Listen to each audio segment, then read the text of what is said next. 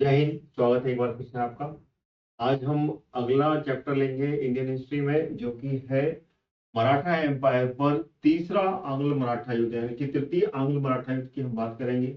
इससे पहले हम लगातार मराठा एम्पायर को कंप्लीट कर चुके हैं।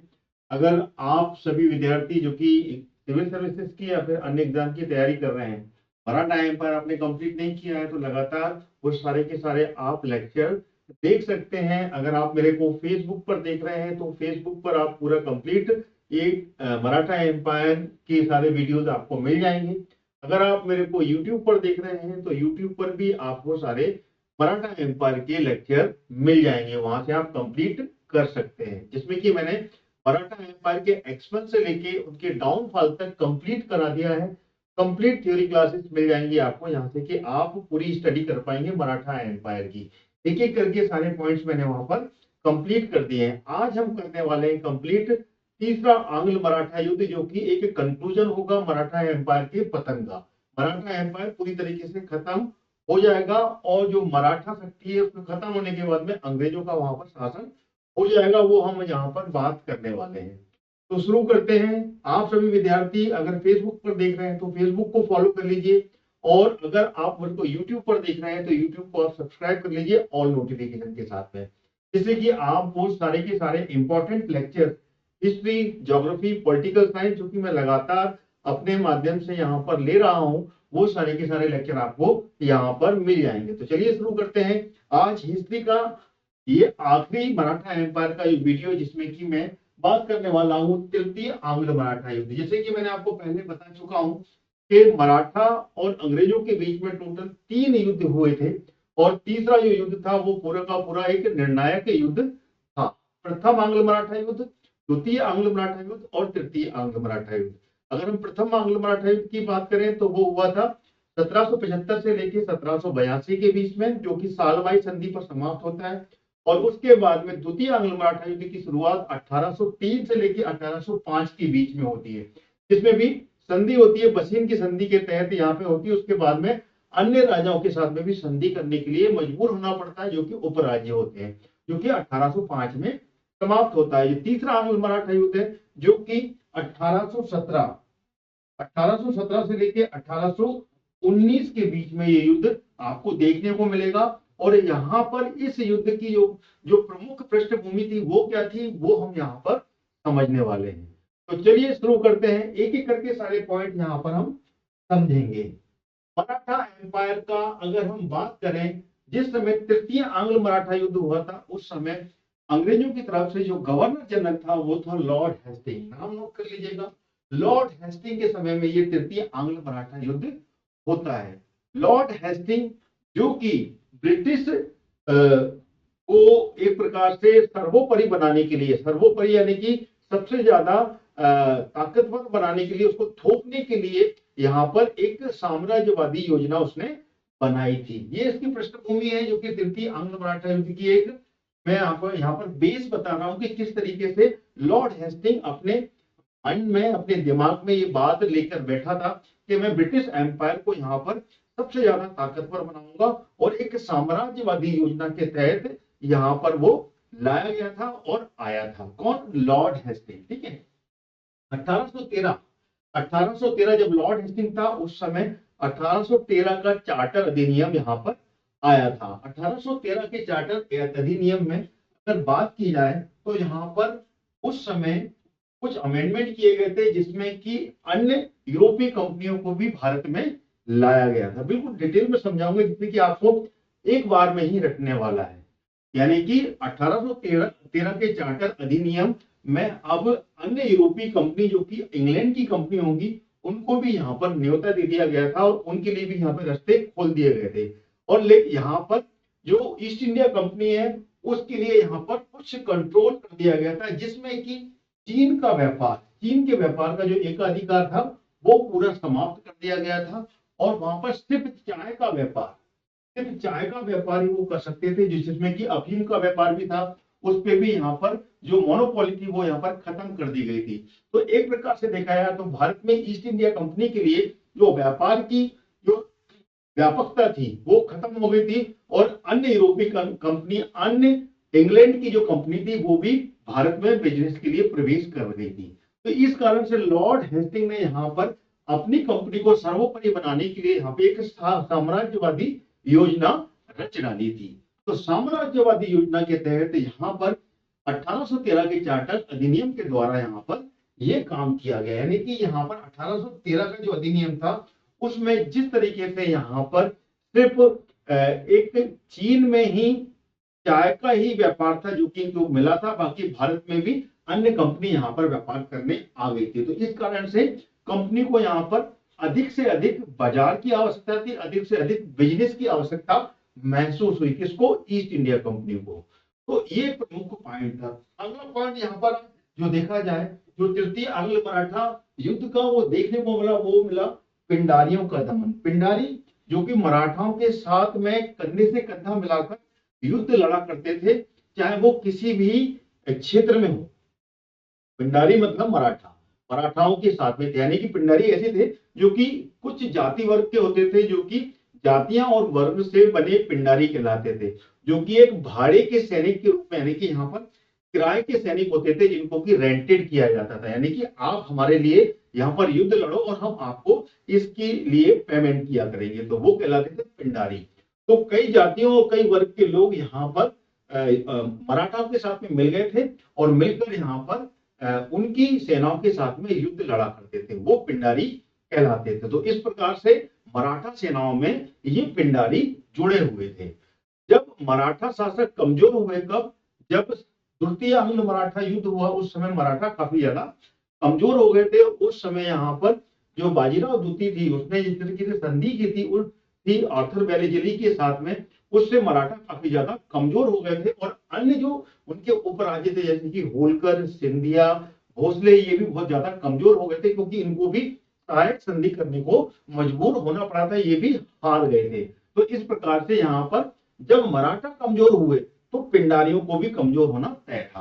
तो पिंडारी भी यहाँ पर कमजोर हो गए थे, क्योंकि पिंडारियों को यहाँ पर जो रोजगार मिला था वो मराठाओं से ही मिला था, यानी कि मराठाओं की सेना में वो शामिल होकर यहाँ पर रोजगार उनको मिला था। लेकिन यहाँ पर जिस तरीके से मराठा कमजोर हुए तो पिंडारियों को यहाँ पर जो एक नियमित रोजगार मिला हुआ था, वो रोजगार यहाँ से समाप्त हो गया। तो इसका परिणाम क्या हुआ? इसका परिणाम ये हुआ कि पिंडारी अब कंपनियों के सहित पड़ोसी क्षेत्र, यानी कि कंपनी को भी लूटने लगे। जो कंपनी का क्षेत्र था वो पूरी की पूरी कंपनी में वहां पे भी लूटपाट करने लग गए थे, और साथ ही साथ में उसके आजू बाजू के जो क्षेत्र थे जो कि कंपनी के शासन के अधीन चलते थे, कंपनी के अंडर में थे, वहां पे भी पिंडारियों ने लूटपाट चालू कर दी थी। तो इस कारण से यहाँ पर पिंडारियों का दमन करना तय पाया गया और पिंडारियों का दमन हुआ, यानी कि पिंडारियों को यहाँ से अंग्रेजों ने निश्चित किया, अब इन पिंडारियों को हटाना है। तो एक नाम जरूर नोट कीजिएगा, पिंडारियों का दमन किसने किया था? ये क्वेश्चन बार बार बनता है, तो वो किया था लॉर्ड हेस्टिंग ने। ठीक है, मैंने जो कहानी समझाई उस कहानी से आपको पूरी कहानी, पूरी की पूरी पिंडारियों का जो एक किस तरीके से दमन होता है और क्या क्या उसके लिए पृष्ठभूमि बनी, ये मैंने यहाँ पर आपको क्लियर कर दिया। अब हम आगे बढ़ते हैं, यानी कि यहाँ पर अंग्रेजों ने सीधे के सीधे मराठाओं को, क्योंकि जिस तरीके से पिंडारियां यहाँ पिंडारी जो थे वो अंग्रेजों को और अंग्रेजों के साथ के पड़ोसी क्षेत्रों को लूटा करते थे, तो अंग्रेजों ने यहाँ पर मराठाओं पर पिंडारियों को आश्रय देने का आरोप लगा दिया। तो ये आरोप भी एक प्रमुख कारण था आंग्ल मराठा तृतीय युद्ध होने का, यानी कि सीधा आरोप लगाया कि आप मराठा पिंडारियों को आश्रय देते हैं और पिंडारी छुप कर यहाँ पर लूटपाट करते हैं और पूरे के पूरे हमारे क्षेत्र में यहाँ पर तबाही मचाकर चले जाते हैं। तो इस प्रकार से यहाँ पर सीधे की सीधे मराठाओं पर ये आरोप लगाया गया। जब आरोप लगाया गया तब जाकर यहाँ पर लॉर्ड हेस्टिंग के द्वारा पिंडारियों का दमन किया गया, यानी कि पिंडारियों को यहाँ पे पूरी तरीके से खत्म करने की शुरुआत की गई। अगर हम पिंडारियों की बात करें तो पिंडारियों में उस समय प्रमुख नाम के रूप में जाने जाते थे अमीर खान और करीम खान।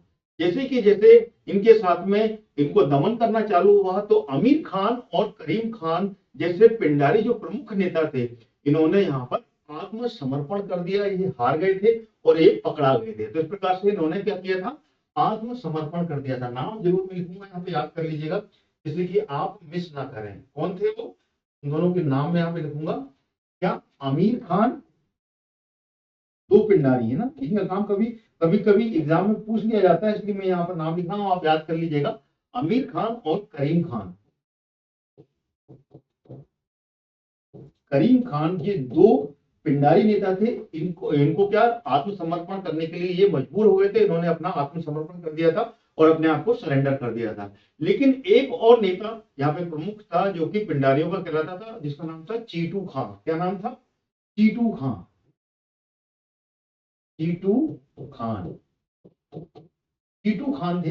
ये चीटू खान जो था ना, ये अंग्रेजों के हाथ में नहीं आया और ये जंगल भागने में, यानी कि जंगलों में छुप गया और जंगलों में ये भाग गया था। तो सिर्फ ये तीन प्रमुख नेता थे, इनका नाम आपको याद रखना है। आमिर खान, करीम खान जो कि प्रमुख नेता थे, इन्होंने यहाँ पर सरेंडर किया अंग्रेजों के सामने।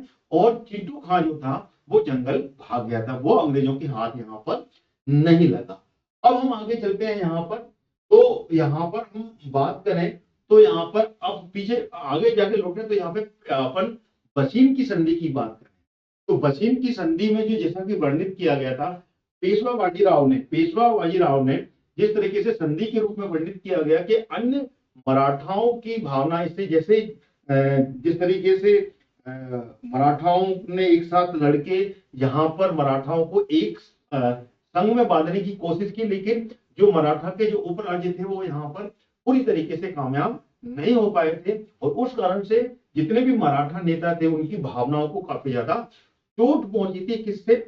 वो जो संधि की थी किसने? पेशवा बाजीराव ने। पेशवा बाजीराव द्वितीय के द्वारा जो संधि की गई थी, जिसको कि बछिन की संधि कहा जाता है, जबकि वो उस समय पेशवा नहीं था, क्योंकि पेशवा की गद्दी से वो पूना से भाग गया था और उस समय पेशवा की गद्दी पर जो था वो विनायक राव को बिठाया था होलकर, जसवंत राव होलकर ने। तो यहाँ पर वो पेशवा ना होते हुए भी बसीन की संधि कर डाली थी। और उससे क्या ना, जो मराठा नेता थे वो बहुत ज्यादा भावनाओं से बहुत ज्यादा भरे हुए थे और बहुत ज्यादा उनकी भावनाएं यहाँ पे आहत हुई थी उस संधि के कारण, क्योंकि उस संधि से काफी ज्यादा मराठाओं को नुकसान हुआ था। और इसी के साथ साथ जब पिंडारियों के विरुद्ध अंग्रेजों के द्वारा कार्रवाई की गई, जो कि लॉर्ड हेस्टिंग के द्वारा ये कार्रवाई की गई थी, उससे क्या हुआ? मराठाओं की संप्रभुता, यानी कि मराठाओं की खुद की जो संप्रभुता थी उस पर काफी ज्यादा ठेस पहुंची। और इस तरीके से मराठाओं ने ये एक उल्लंघन के रूप में माना, जो कि एक संधि की गई थी, उस संधि के उल्लंघन के रूप में मराठाओं ने यहाँ पर देखा। यानी कि यहाँ पर अगर देखा जाए तो अंग्रेजों की तरफ से भी अंग्रेज आगे बढ़े थे, जिस तरीके से पिंडारियों का दमन किया और अन्य क्षेत्रों में यहाँ पे चार्टर अधिनियम के तहत जिस तरीके से व्यापार के क्षेत्र को ये आगे बढ़ाना चाहते थे, तो अंग्रेज भी दो कदम आगे बढ़े और यहाँ पे मराठाओं ने पिंडारियों के दमन को एक प्रकार से उनकी जो संप्रभुता थी उसके उल्लंघन के रूप में देखा। तो मराठाओं को यहाँ पर फिर से एकजुट होने का मौका मिल गया, क्योंकि मराठाओं की शक्ति यहाँ पर, जो आंग्ल मराठा द्वितीय युद्ध हुआ था उस समय बिखर गए थे, अलग अलग हुए थे, सबने अंग्रेज के साथ में सहायक संधि कर ली थी आर्थर वेरी जेली के समय में। उसके बाद में ये मराठा संघ बिखर गए थे, अलग अलग हो गए थे। अब क्या हुआ? अब जिस तरीके से संप्रभुता में ठेस लगी, तो यहाँ पे मराठा संघ को एक बार फिर से एकजुट होने का काम इस पिंडारियों के दमन के कारण मौका मिला और एक प्रकार से यहाँ पे फिर से ये एक होने का काम कर गए। आगे बात बढ़ते हैं यहाँ पे। इसके पश्चात में यहाँ पर अगर देखा जाए तो बाजीराव द्वितीय ने यहाँ पर 1817 की बात है, नोट कीजिएगा। 1817 में यहाँ पर जब बाजीराव द्वितीय, जब तृतीय आंग्ल मराठा युद्ध का समय चल रहा था, उस समय जब युद्ध की शुरुआत होती है, तो उस समय यहाँ पर जैसे जैसे युद्ध की शुरुआत हुई, तो युद्ध के समय में अब यहाँ पर पेशवा, पेशवा कहां से? पूना, पूना से पेशवा ने युद्ध के लिए यहाँ पे बुगल खोल दिया और नागपुर में अप्पाजी भोसले जी के द्वारा युद्ध की शुरुआत कर दी गई। ग्वालियर से सिंधिया ने और इंदौर से होलकर ने यहाँ पर अपनी अपनी युद्ध की तैयारी शुरू कर दी थी। तो यहां तक मेरे ख्याल से पॉइंट आपको समझ में आ गया होगा।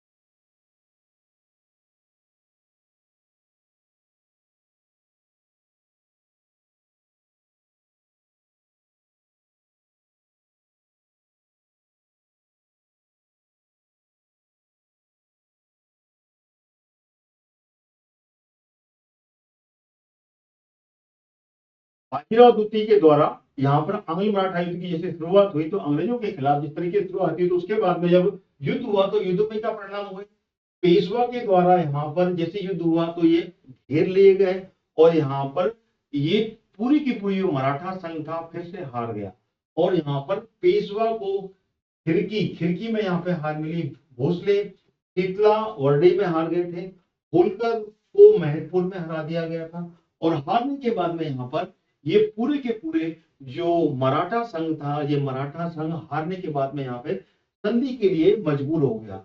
अगर संधि की बात की जाए तो जून 2017 में पेशवा के साथ में ये संधि होती है, जो कि पूना की संधि कहलाती है, और नवंबर 2017 में सिंधिया भी यहाँ पर जो ग्वालियर से आगे बढ़े थे, तो ग्वालियर में संधि करने के लिए मजबूर हो जाते हैं। कब? नवंबर 2017 में। ठीक है, नवंबर 2017 में सिंधिया, जून 1817 में पेशवा, 1817 सॉरी है, और उसके बाद में जून 1818 में होलकर यहाँ पर संधि के लिए मजबूर होते हैं, और ये मंदसौर में यहाँ पर ये संधि करते हैं, जो कि मंदसौर की संधि कहलाती है। उसके बाद में मई 1818 में भोसले के साथ में ये संधि होती है, जो कि अप्पाजी भोसले के साथ में, और उसके बाद में जो तुकाजी भोसले थे उस समय जो थे, उनके साथ में ये संधि होती है, और ये संधि कहलाती है, ये नागपुर की संधि कहलाती है। तो इस प्रकार से ये मराठा संघ को पूरी तरीके से यहाँ पे हार का सामना करना पड़ता है। क्यों करना पड़ता है मराठा संघ को? क्योंकि मराठा संघ उस समय पूरी तरीके से बिखरे हुए थे और अकुशल हो गए थे। जिस तरीके से सहायक संधि से इन्होंने यहाँ पर अपनी खुद की रेजिस्टेंस, यहाँ पर अंग्रेजों की पूरी एक टुकड़ी बना के रखी थी, और अंग्रेजी सेनाएं यहाँ पर पूरी बागडोर संभालती थी। तो इनके पास में जो कुशल प्रशिक्षण था और जो सैनिक थे, वो उतने ज्यादा कारागार सिद्ध नहीं हुए, और इनकी यहाँ पर हार होती है। यही एक कारण था कि मराठा संघ फिर से दोबारा से खड़ा नहीं हो पाया था मजबूती से, और ये यहाँ पर आखिरी में जाकर जून, नवंबर, जनवरी और मई में जाकर ये हार जाते हैं और संधि करते हैं। संधि के बाद में यहाँ पर देखा जाए तो जून 1818 में यहाँ पर पेशवा को, जो पेशवा बाजीराव द्वितीय है, उनको आत्मसमर्पण के लिए मजबूर होना पड़ता है, और आत्मसमर्पण होने के बाद में इनका जब आत्मसमर्पण करते हैं तो मराठा, सबसे पहले अंग्रेज जो मराठा संघ था, जिसमें कि सिंधिया, भोसले के साथ साथ में ग्वालियर, सिंधिया, होलकर, भोसले और पेशवा जो एक साथ संघ बनाकर यहाँ पर अंग्रेजों के साथ में ये युद्ध की जो एक पूरी तरीके से कोशिश की थी, उस मराठा संघ का यहाँ पर पूरी तरीके से खात्मा होता है, और वो यहाँ पर भंग हो जाता है। जब भंग हो जाता है यहाँ पर, तो सबसे पहले पेशवा की पेशवाई जाती है, यानी कि जो पेशवा पद था, उस पेशवा पद को अंग्रेज यहाँ से समाप्त कर देते हैं। 1818 का जो तृतीय आंग्ल मराठा युद्ध होता है, उसमें मराठा एम्पायर का पूरी तरीके से खात्मा हो जाता है, और मराठा एम्पायर पूरी तरीके से खत्म हो जाता है। जो पेशवा पद था, उस पेशवा पद को यहाँ पर अंग्रेज खत्म कर देते हैं, यानी कि पेशवाई खत्म हो जाती है। यहाँ पर मराठा संघ भंग हो जाता है, और पेशवा बाजीराव द्वितीय को कहा, कानपुर के पास में बिठूर भेज दिया जाता है, और बिठूर में ही जाके ये अंग्रेजों के अनुचरण बन जाते हैं, अंग्रेजों के अनुसरण में ये शासन करते हैं, और वहीं पर अंग्रेजों की जिस तरीके से अंग्रेज बोलते हैं वैसे वहां पर रहने को मजबूर हो जाते हैं, और वहीं से ये अपना जीवन यापन आखिरी यहीं पर करते हैं। कहां पर? बिठूर में। ठीक है, आखिरी बात यहाँ पर सबसे कंक्लूजन, शिवाजी के वंशज को यहाँ पर क्या मुख्य शासक के रूप में, मराठाओं के मुख्य शासक के रूप में यहाँ पर अंग्रेज बना देते हैं। वो कौन थे?